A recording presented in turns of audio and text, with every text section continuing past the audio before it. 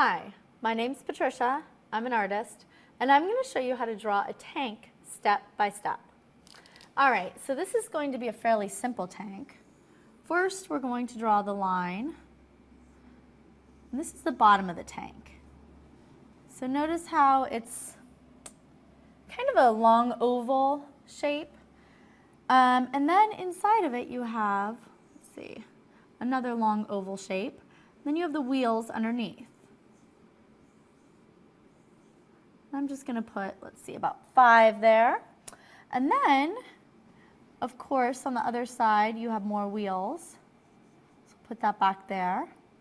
Maybe put a wheel in here. And then in between it, you have the connector. So I have something like that. And then we have the upper body of the tank, just shaped kind of like this. And then to give it some dimension, do this. You might have, little semicircle up here for where you jump in the tank, or enter the tank, I should say. And then, of course, it is a tank, so we'll have where the ammunition comes out from. And you can add more details from here, but this is a very simple tank, step by step. Enjoy.